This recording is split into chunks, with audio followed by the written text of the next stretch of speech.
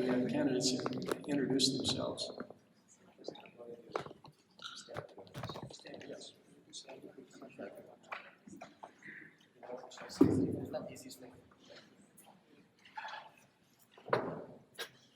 Thank you, I appreciate that.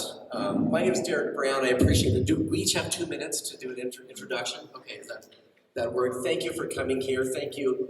I as well have always made it a practice of doing whatever Suzanne asks.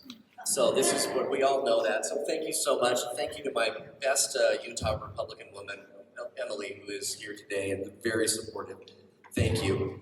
Many years ago, when I was the Deputy Chief of Staff for Senator Mike Lee, one of the things we had in the office was a large cabinet as you walked in. I don't know how many of you have been in that office in DC, but when you walk in the front, there's this cabinet. It's about this wide and this tall. On the top of the cabinet, we had every bill passed by Congress the previous year. Inside the cabinet, we had every regulation passed in the same year by the Obama administration. The number of bills passed by Congress were about 600 pages. Inside the cabinet, about 60,000 pages.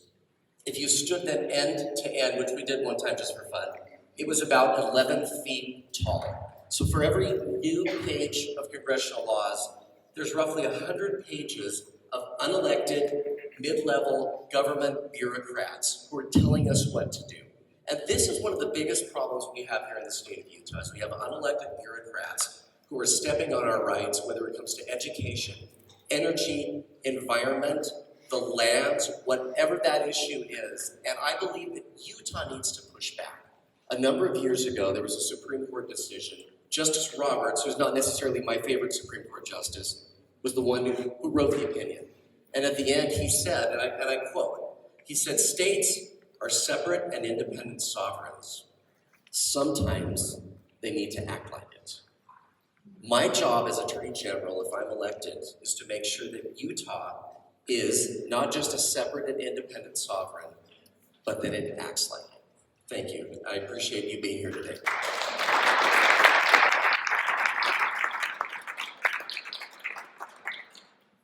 Utah County, you always show up. I was here at a delegate event on Saturday, and there were hundreds of people. You always show up. Thank you for being engaged in the process. My husband and I are so happy to be here with you today.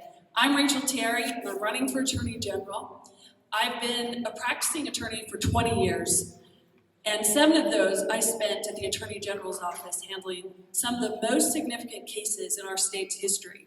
Things like I represented the University of Utah in the Lauren McCluskey case, represented the Space Dynamics Lab in Logan on a $1 billion trade secret case.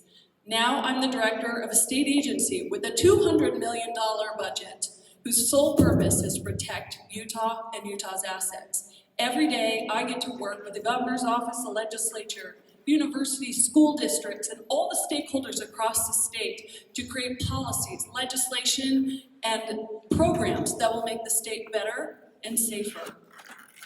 The reason I'm in this race today is because I love the work. I do it every day. I love the people who are doing the work, who are carrying the heavy water, who are prosecuting child pornography, who are defending cases that are difficult. Those are the people I love, and more importantly, I love the people that we're doing that work for. I know how to fight and win. I've never lost a case, and I will fight for Utah every single day. And I will focus on the work and nothing else. Thank you again. I'm Rachel Terry.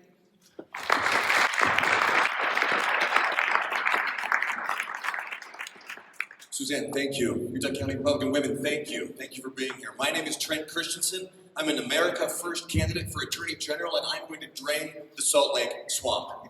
That's what I want to do on my first day in office. Thank you. Let me tell you what I think that means. Last September, I'll tell you the reason I got into this race. Last September, there was an article that ran, KSL. It said that there was a legislator that proposed the idea of taking the Attorney General's office and making it an appointed position under the governor. Pause for effect. That's why I got into this race. This office, of every office that we have in government, is the single most powerful office that you as citizens have against the other powers and branches and officers of government. This office. The legislature can check the governor can check the legislature, but it takes time. Who can do it immediately on day one? An attorney general. And I compliment my fellow candidates for being here because this is a job where you have to stand up and throw a punch. When you have to stand up and throw a punch. You have to be willing to do that. Can I do that? Well, let me tell you my experience. After I graduated BYU, magna cum laude, I went back east. I did complex business litigation. I did it for a number of years. I practiced protecting companies against the federal government. I filed briefs with appellate courts. I filed briefs with the Supreme Court. Came back to Utah, and then I took a turn. I went to the private sector. I've been a CEO of my own company. I've hired and fired and made payroll for 3 years, and now I'm general counsel for a tech firm. We do military contracts. AI contracts with the military. Why is that important? Who knows how many people are in the Attorney General's office? Rachel does. Anybody else? 600 people in that office. 300 of them are attorneys.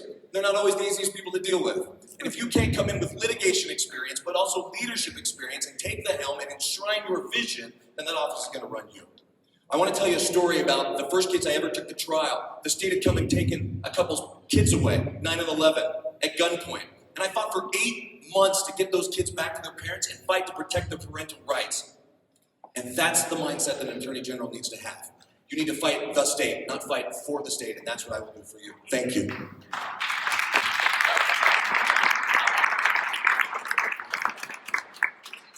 Good afternoon, my name is Frank Mylar, and I've been married for over 36 years, and I have 5 adult children. They've all graduated from college.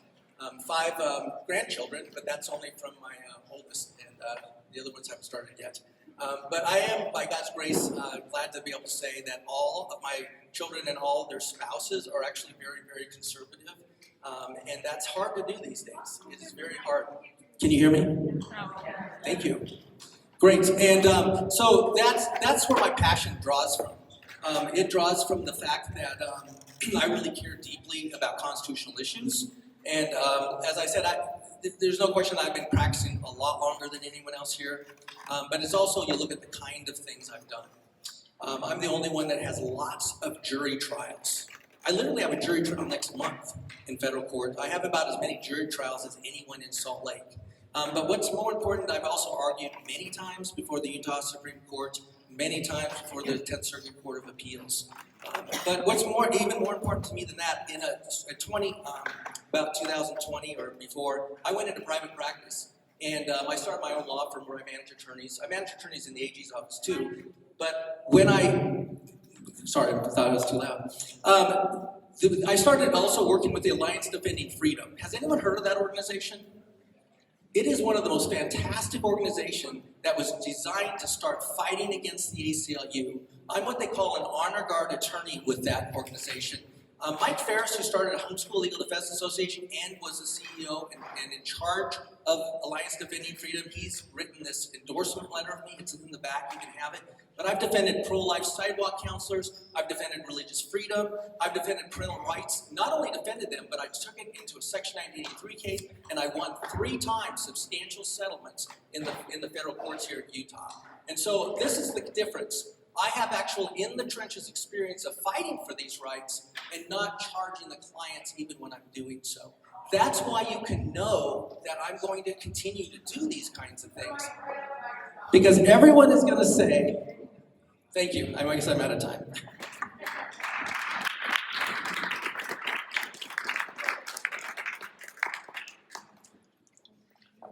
What is your day one plan for the office? There are 2 things that I'm going to do on day 1, in form and in substance. The Attorney General is an elected position, but currently the office does not have constituent services to engage with people. If you call the office, you'll probably get shuffled around to a bunch of secretaries and you'll give up. So number 1, we make sure there's a way for you to tell me how we're doing and what needs you have and connect you to legal services. Secondly, the most critical, time-sensitive issue that's happening is public lands. I was just talking to an individual in Garfield County a few minutes ago who is about to lose his livelihood, as will the entire county, those who are farmers and our ranchers, because of decisions being made by bureaucrats. And he told me, I don't have time for fake promises, and I don't have time for you to promise to not do anything because I'm losing my livelihood now. There are these cute teenage girls who will not be able to ranch any further. They should have been 6th-generation ranchers. That is a top priority because it is happening right now. It's time sensitive. So those are the two issues I'll do day one.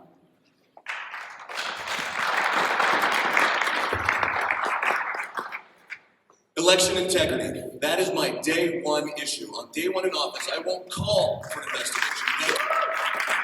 On day one, I will begin an investigation, a full statewide transparent audit of Utah's electoral system. Now, I've said that a number of times at a number of different events. I said it on Saturday to many of you. People have said to me, well, Trent, doesn't the lieutenant governor run elections? And the answer to that is yes.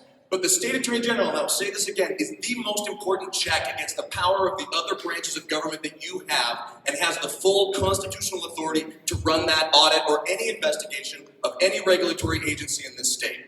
So what does that mean? That means I want to see the ballots, I want to see the mail-in ballots, I want to see the machines, I want to talk to the county clerks, I want to talk to their staffs, I want to know everything that's happening in elections so that you, the people, know if it's working. Listen, if we run an audit and everything's great, then you know. If we run an audit and there's some things that need to be fixed, then we know. But you have to run the audit. I've never been part of an organization that didn't voluntarily audit its books and then report those findings to the people that needed to know. And the government needs to do the same, and I will do that on day one. I don't disagree with anything that was just said, but one of the things that's also going to be done on my first day is I'm going to fight this sanctuary state nonsense that the federal government has pushed on us, and it's also been put on us by Salt Lake City. I'm going to get together with the legislature, we're going to have a plan, and we're going to derail that completely and not allow these flights to come in the middle of the night with people from New York that are illegal aliens. Again, the whole federal land thing, I just got a call from someone in Garfield County. This is a huge issue. It was a big issue when I ran in 2000, and because of it, I encouraged Mark Shurtleff, when he won, to actually file a lawsuit against the feds. I'm going to file lawsuits, but I'm also going to strategically make sure we can win them, because I actually have that kind of experience of filing these sorts of suits. And so that's what you have to put your trust in. Who's done this sort of thing before? Everyone's going to say, oh, I'm going to do this. But what kinds of things have you actually done to fight for rights? Thank you. There's a very important decision that is going to be coming down from the Supreme Court, hopefully within the next couple of months, dealing with what we call the Chevron doctrine. This completely changes the balance of power between agencies and Utah. For me, day one will be looking for, and I will be ready on day one. I'm not going to start on day one. I will be ready by day one to work on lawsuits specifically addressing issues involving federal lands, which I've worked on at length when I was Senator Lee's Deputy Chief of Staff. I worked on it in the legislature. Education, environment, what's going on right now in the border in Texas. I think Utah needs to work with other attorneys general. I know many of them. We will work with them to file lawsuits and be ready to go, because Utah, as I said, needs to push back. We need to act like the separate and independent sovereign that we are, and the Attorney General is the one person in the state with the authority to do that very thing. So that's what I will begin on day one.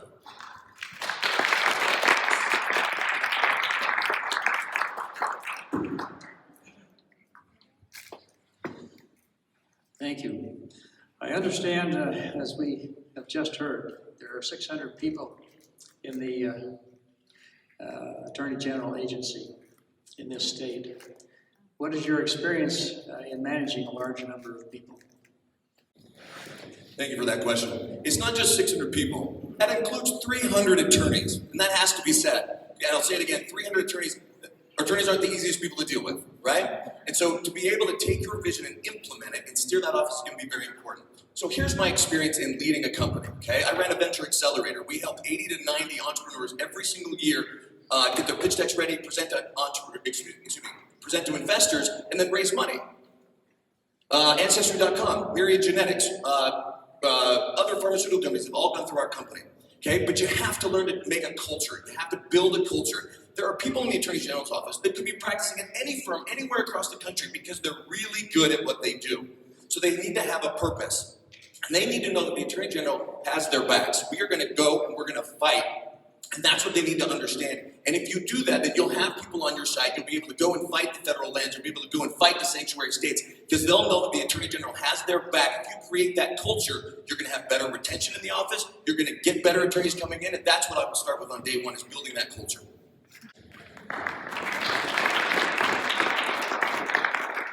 Thanks. I've actually had experience managing attorneys inside the office, but also outside of the Attorney General's office. That's hugely important because I also have an MBA, and I read about a guy named Peter Drucker who talked about management by wandering around. One of the things I'm going to do is something that no Attorney General has really done, and I work with 3 of them.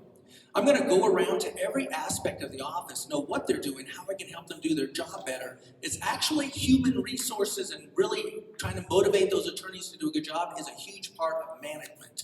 I'm the only one with that kind of expertise. Also, my expertise in terms of jury trials, appellate cases, criminal work. I had my first criminal felony case when I was 2 years out of law school. That is the stuff that you need to have so they respect that you know what in the world you're talking about. If you haven't done those sorts of in-the-trenches legal practice, you're not going to have the respect of those attorneys. Thank you. There are 3 things, and I appreciate this question, because there are 3 things that I believe this position needs. Number 1, obviously, is the legal background and legal knowledge to engage in these really difficult, complex issues. Number 2, a knowledge of both state and federal law and agencies and how they interact. But then it is a leadership role. I've ran a business with employees. I understand the private sector side of things. I ran Senator Lee's offices here in the state of Utah, all the employees dealing with all the county commissioners.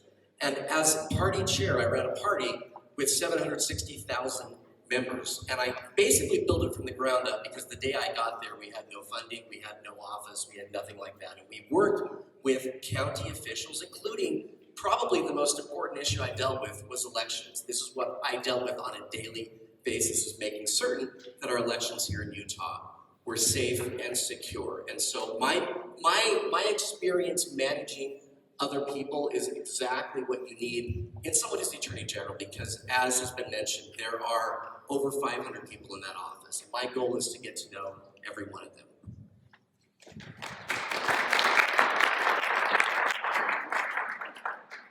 I'm doing that work right now. As I mentioned, I'm managing a state agency with a $200 million budget. Part of my work is working with the Attorney General's office every single day.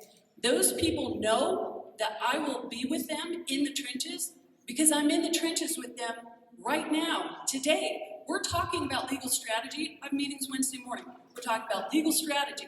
We're talking about the attorneys. We're talking about resources for attorneys. So I won't need any time to get up to speed on how to manage that office because I'm doing it now. And the litigation division is accountable to me in the work that they're doing. And they trust me, and I trust them. These are incredible attorneys. There are definitely tweaks that need to be made, but I'm committed to the work and will be in the weeds with them all day, every day for you.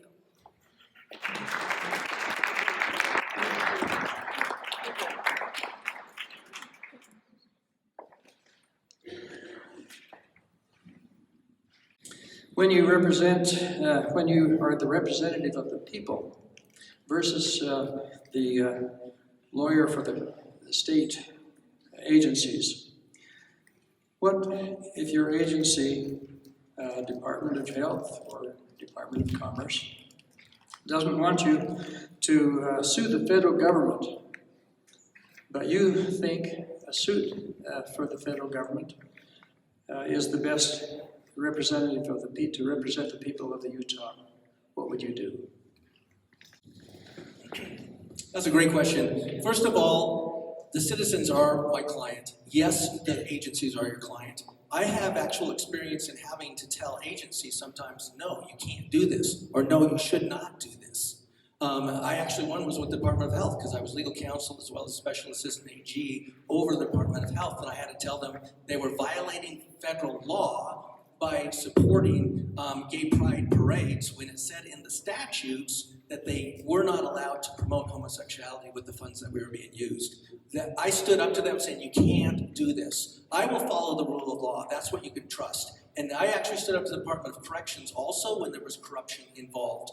In both instances, potentially risking my job. Sometimes you have to stand against the agency and say, no, this is not right. You cannot do this. But I will try to work with them to the best I can and not try to cause some sort of a conflict. But sometimes you do have to depart from what those agencies want to do. Thank you. This is one of the reasons. This is one. Oh, is this mic also up? No, I'm going to push this down. That way you don't get me twice or an echo. This is one of the reasons that I strongly oppose having this position be an appointed position.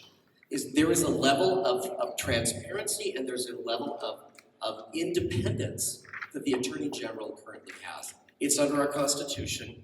It's designed that way.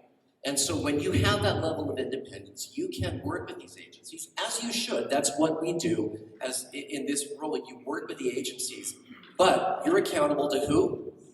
To the people who elected you in the office in the first place. And so you need to have the fortitude to stand up. You need to have the ability and the knowledge to say no. And ultimately, you're accountable not just to the people, but as an attorney, to the rule of law. And so that's why I oppose this being an appointed position. I believe that the way it's structured is deliberate and it is correct, and I will support it that way and have the wherewithal to stand up on those occasions, because you know there will be those occasions when that happens, because it happens all the time.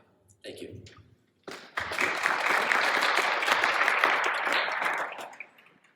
This is another area where I can tell you that I'll do it because I'm doing it now. There are a lot of agencies who want to take different steps, who want to implement certain programs, and I get to tell them no. I get to tell them yes, because we are working on these together. In my current role, I help evaluate what the Department of Corrections are doing. What is K through 12 doing? What are universities doing? Are they following the law? Are they creating risk? Are they representing the state of Utah the way they should be? And when they're not, I get to call them out. I get to help them lead, I get to help them course correct, and I do that in a way that I get buy-in, because that matters too. It's not just fighting with the stakeholders, but getting them to trust you, and you trust them and you work with them, and it's something I'm committed to doing because, and you know I am, because I'm doing it every single day.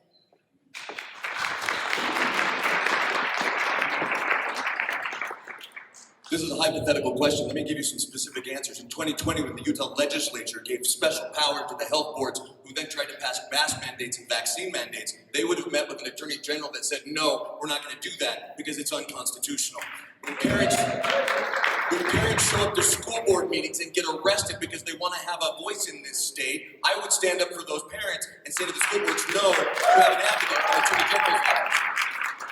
And when the county sheriffs come to me and they say, we need to know you have our back because we actually want to enforce the illegal immigration laws, but we need to know the Attorney General is going to have our back, they need to know that I'm going to stand arm in arm with them. We are going to enforce the illegal immigration laws in this country. We're going to protect our citizens from the fentanyl, from the sex trafficking, from the drug trafficking, from the crime trafficking, and they're going to have an Attorney General that has their back at all times.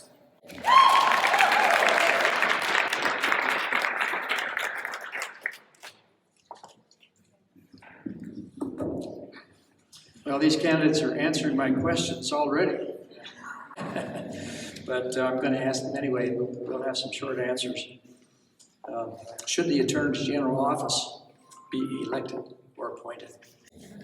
As a matter of fact, since we've discussed that, I'm just curious, raise your hands, how many think it should be an appointed position? Okay, I don't see any hands. Okay, so for that to happen, a majority of people would have to vote to change the Constitution. So it's a hypothetical, it's not going to happen. And I think the way it is designed right now, our system is designed, is the way it should be.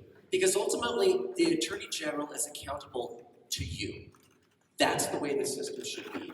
That gives the Attorney General the ability to stand up, the ability to do what's right, and know that because the person, if you are appointed to that position by a person, who are you accountable to?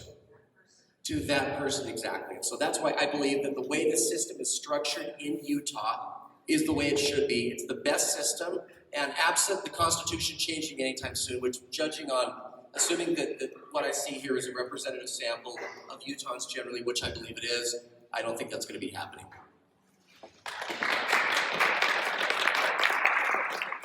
Simple answer, no, absolutely Absolutely not.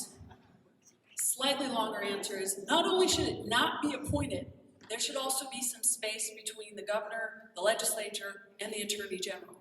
Because the attorney general is supposed to be the one who is enforcing the rule of law. The attorney general is the one who's accountable to make sure that everyone is staying in their lane. Thank you. Here's the problem with this scenario. It's not hypothetical. It was proposed last October. And if it was proposed, that means somebody thinks it's a good idea. And in the article I read, the governor thought it was a good idea too and said he just wanted to learn more about it, okay? So it's not coming up this session. Will it come up again? I don't know, because I haven't spoken with the person that proposed it the first time. But here's the thing. You know as well as I do, it's going to keep coming up because it's not the only instance. There's currently a movement to get the Utah State Board of Education appointed under the governor. There's a consolidation of power that's attempting to happen right now in the swamp in Salt Lake, which is why we have to drain it. I'll say it again, drain the Salt Lake swamp. So I agree with what's been said. Obviously, thank you. Obviously, it needs to be independent, but it needs to stay there. So stay vigilant and elect someone who knows where the fight is coming from and can take the fight to those people and say, not only are we going to stay independent, but you're going to see a couple of punches thrown if you try to go that direction again. I agree with everything that Trent just said, and I will just say this. It needs to be a check. It's a check for the people in terms of constitutionality. But I also am really troubled because actually the governor did try to appoint somebody. He decided who was going to be the attorney general already, and he's already endorsed him. And yet the governor had no idea who was even running at that time. I think that's irresponsible, actually, for anyone to do that. As your attorney general, I'll work with the governor. I'm not going to be antagonistic to him. But if he violates and goes contrary to the Constitution, I have no problem because he hasn't endorsed me. He's not giving me anything. He's fighting against me right now, and all three of us, he's fighting against the three of us here. You need to know that.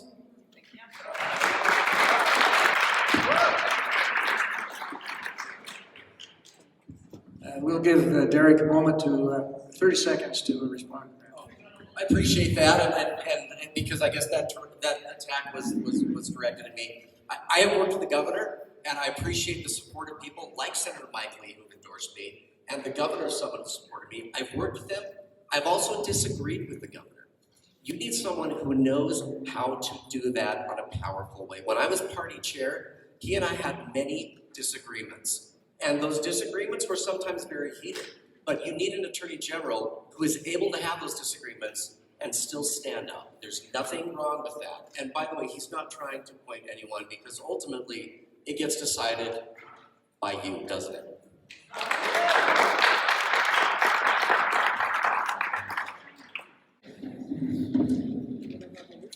The federal government has increased its overreach at an accelerating pace in the last few years. What can be done to reverse this trend and restore a proper constitutional balance between the states and the federal government? Well, we would all hope that Congress would restore that proper balance, but it's not happening. And so the way this is being addressed is through conservative Republican attorneys general across the country, banding together to fight for state sovereignty.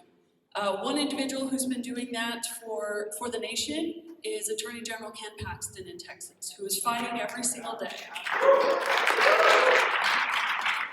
He's someone who's endorsed me in this race because he knows how important, we share how important the state sovereignty is. And I'll share one last thing. It's not states' rights. We have individual rights. It's state sovereignty. And we have to fight for it every day, and the way it's happening is in the courtroom. And it's been happening somewhat for Utah, but it's got to be more and more and more until the federal government is back in its place.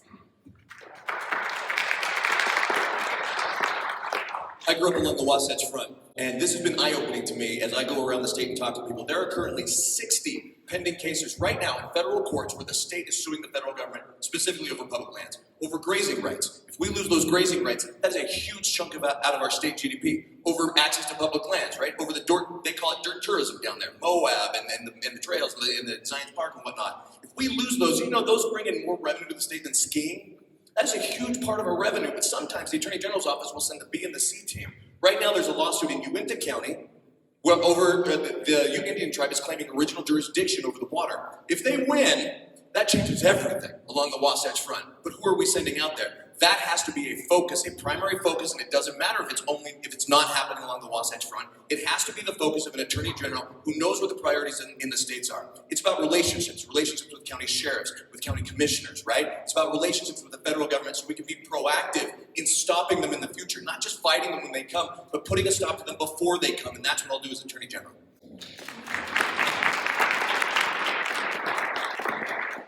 Yes, I think there's a lot of strategy that you can come up with, and we need to start taking it back step by step. I just got a call from someone in Garfield County on the way down here, and he said that he hasn't been getting the help from our senators and congressional delegation in fighting them. But I'll tell you who has been fighting the most, more than any other elected officials, it's our sheriffs. It's our rural county sheriffs. Almost all of them are endorsing me for a reason. I am familiar with working with them. I've defended every sheriff in the state except Salt Lake County. And I will fight with them on these issues just like I did back in 2000. When I ran in 2000, they asked me to come down there and help them with some of the cattle and grazing problems that they were having. Again, I did not charge them a dime for that. This is a real issue that is not going away. We have to take back lost ground in this area or we're going to lose more and more rights. Right now, law enforcement is being kicked off of federal lands from being able to enforce the law on federal lands. But let me tell you, if someone gets raped on a federal lands, how quickly do you think a federal officer is going to come out there and investigate it and prosecute that? Thank you. As I mentioned earlier, this is probably the single biggest issue that we need to deal with as a state. This is why I told you about the cabinet in Mike Lee's office, because unelected, mid-level government bureaucrats are the ones causing all these problems, and we need to push back. It's critical that as a state, we step up and we take this role. This is something I've been working on, not just in Senator Lee's office.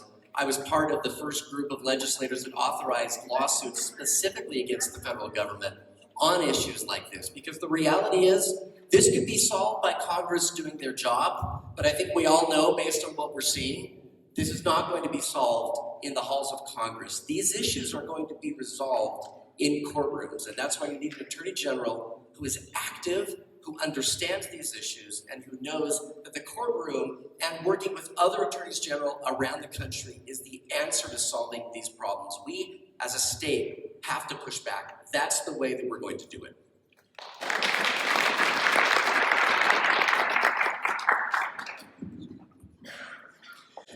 The AG serves not only the people of Utah, but also has a potential for significant influence on the national scene. I will have questions about ESG, the border, Utah public lands, big tech, and gender issues. All of these of which the AG Reyes has addressed. Please evaluate his initiatives and tell us whether you agree or disagree and what you would do, starting with ESG, an attack on the free market.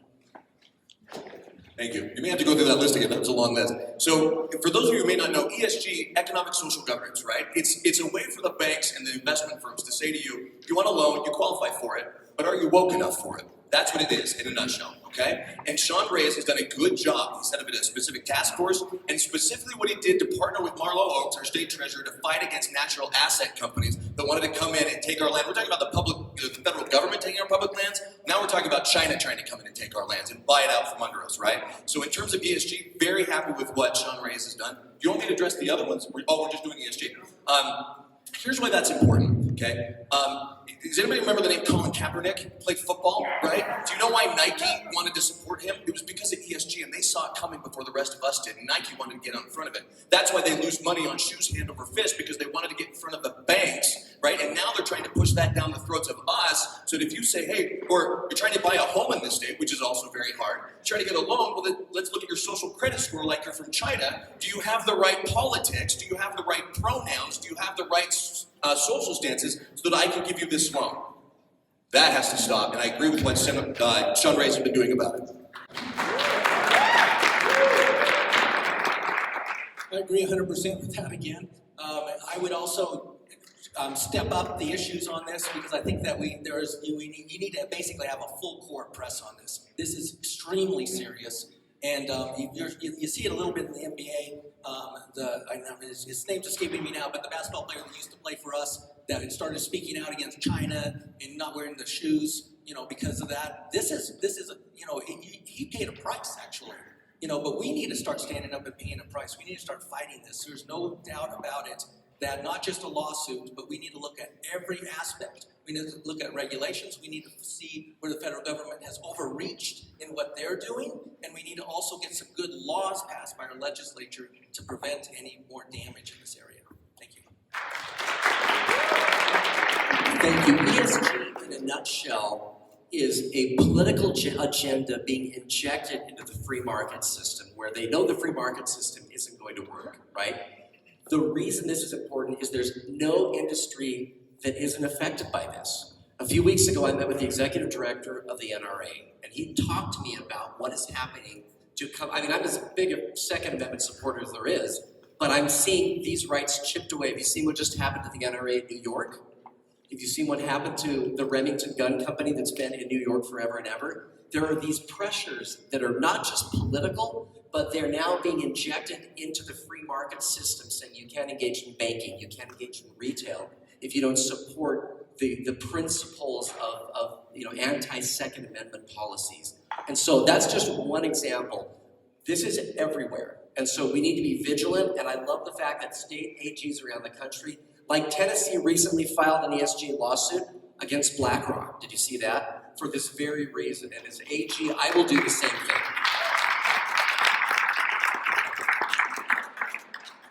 I was in the office working for Sean Reyes when he started working on these issues, in particular with Marlo Oaks, and I support that work. We're only at the beginning, And I'll highlight the E of ESG, it's environmental. That is impacting our energy costs because the renewables are unreliables. The only reliable energy sources are coal and natural gas, which we have an abundance of in the state of Utah, but these policies are making electricity more expensive and less reliable. So we're just at the beginning of this fight, and we will do this fight, we will engage in this fight every day, because those industries, they're not just a part of our economic system. They're a part of what makes it affordable to be a family. We've had some of the least expensive energy costs, and that's changing because of the E and the ESG, and we will fight back.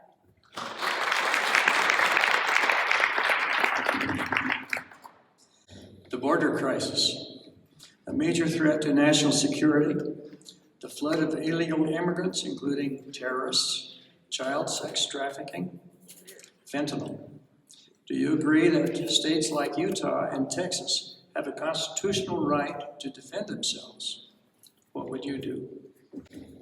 Well, as I said before, one of the things I'm going to do is get this sanctuary status taken away. That is a huge liability for us. But I'm also going to work with the sheriffs. I'm going to look for I'm going to document how this crime has increased, fentanyl use, and ever since the border crisis has gotten to the extreme that it has within the Biden administration. There are things that we can do here in Utah. Yes, there are also filing amicus briefs with Texas and other states, Arizona. I'll absolutely be doing those kinds of things. But I want to work with local law enforcement, because that's where the boots are on the ground, is the local law enforcement. And I have that experience in doing that already. I don't have to get up to speed because I already know the sheriffs and I know the county attorneys, and I will work with them to try to fight this every step of the way.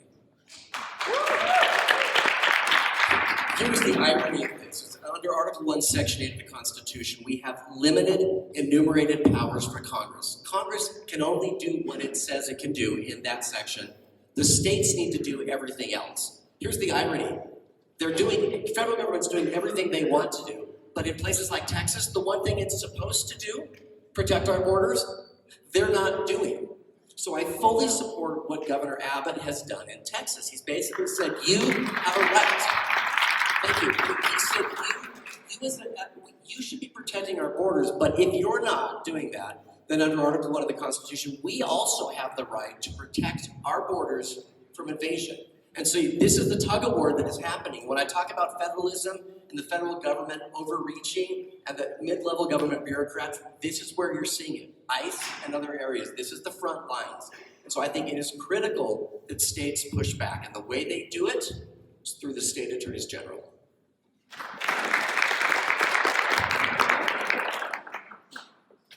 Frank's right, the sheriffs will tell you about what's happening. I've asked them, what are the biggest issues you're seeing? Fentanyl is one of them. And another is, in these small towns, there are a lot of people who are there illegally, and it's creating huge economic and social issues in those towns. And we have to give them the resources to deal with it. When Attorney General Paxton was here a couple of weeks ago, as we sat down and talked about the issues, what is his number one issue? It's the border.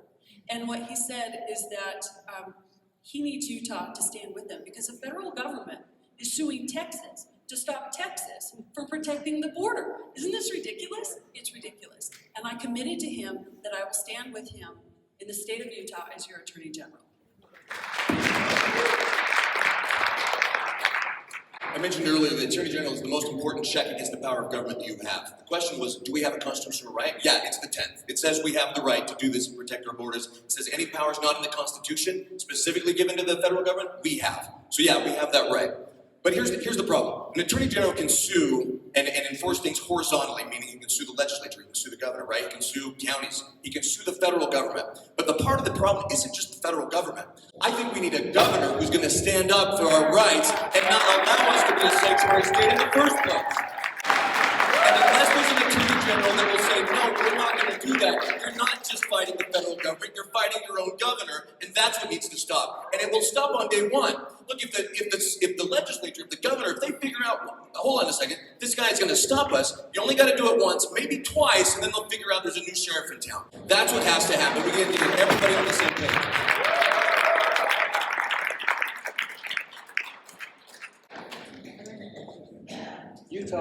Utah Public Lands. If A.G. Reyes filed for a lawsuit in the Supreme Court, as he said he would do, before he leaves office regarding the federal government control over 60% of Utah lands, would you continue that case or withdraw it? Thank you. Not only would I continue it, I would look for other areas where we can sue on this. When I was in the state legislature, we authorized the first of these lawsuits against this. And what we have right now is quite possibly the most conservative, constitutionally minded Supreme Court that we have ever had. And hopefully we get the White House this fall. If we don't, this may be the height of conservatism in the court. So what we need to do is we need to do this now. We need to file these suits. There are, as has been mentioned in the Office of Politico, they're working on 60 different lawsuits. I will look for other areas because you have counties like Garfield, where it's 93% of the county land is controlled by the federal government. So to the answer to the question, will I continue it? Not only will I continue it, but I will work hand in glove with our federal delegation. I've spent time doing appellate law. I understand how these appeals work, and I'll make sure that as a state, we don't just continue to fight, but we'll lead the way, because this is an issue. If you're a state west of the Mississippi, this is one of the most critical issues that we face for the future.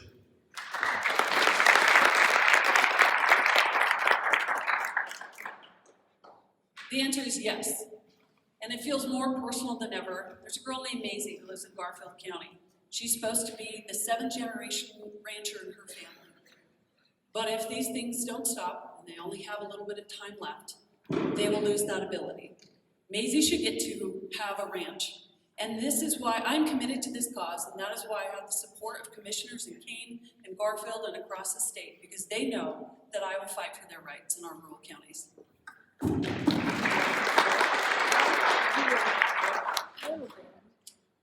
The answer is yes. Not only would I continue it, I would argue it myself in front of the Supreme Court.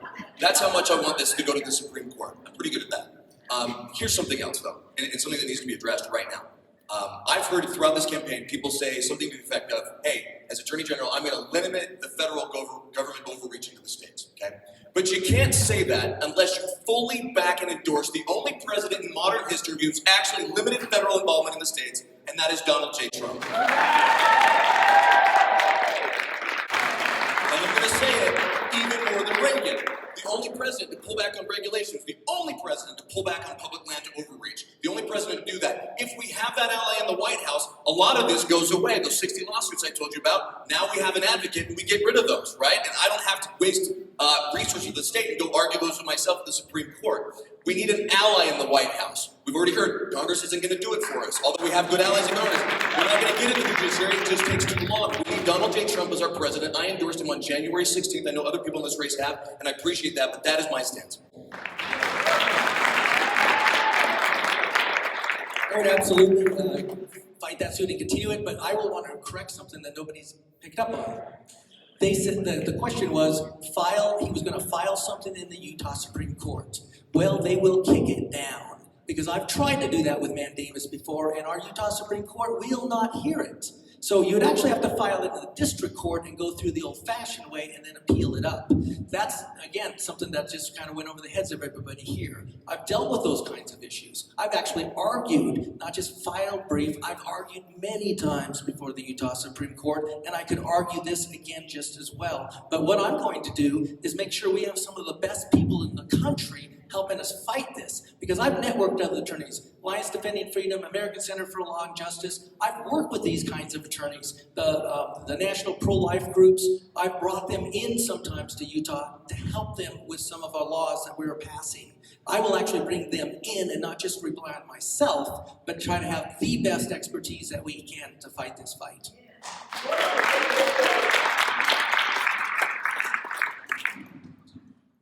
Social media. What or should Utah do about big tech?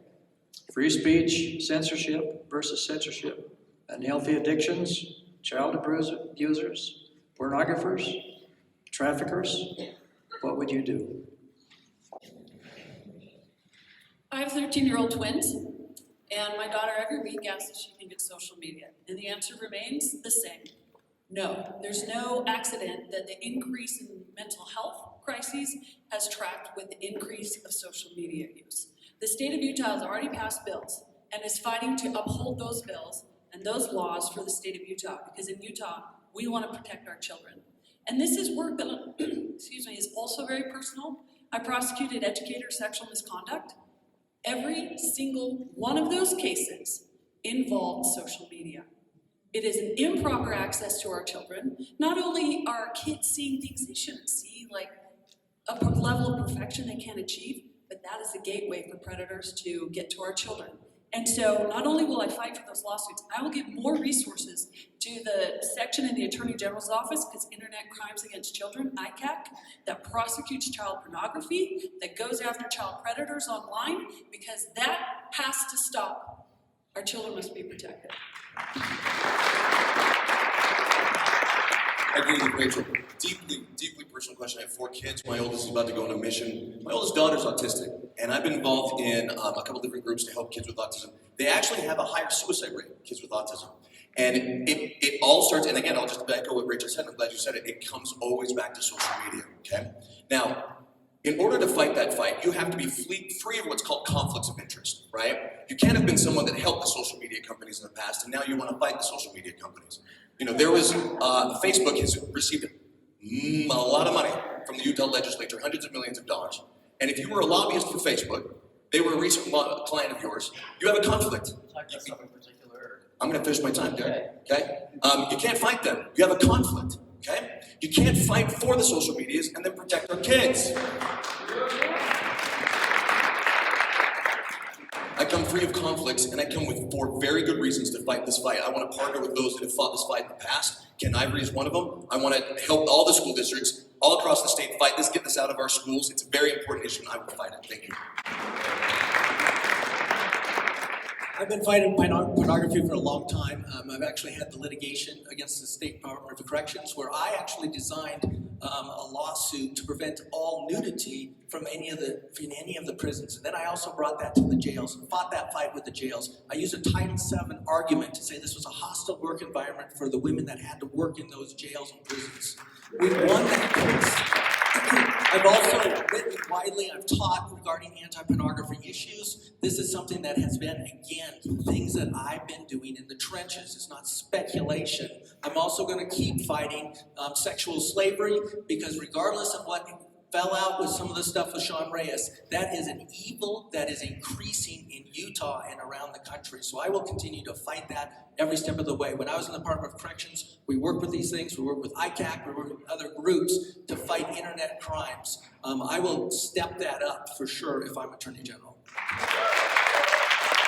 Thank you. And what Trent is referring to is the fact that a couple of years ago, the governor stood up and said, this is a problem. We need to address the problem. And he's right. And the companies, some of the biggest, like Meta, looked around Utah and said, who can help me solve this problem? Because we've got a big problem, and they understand it as well. They hired me. And my job was to bring the legislature together with the governor's office and understand the AG's office and figure out, how do we solve this issue? Not just in light of our children, but in light of the Constitution. How do we do it constitutionally? How do we do it using the technology that is available to us? And I did that. We worked together. I understand these issues because I've been in the trenches. I've been working on that. I don't currently represent any of those companies. So there isn't a conflict, but I understand the issues more than anyone in this room because I've been living them. And that's why the legislators who have gone after social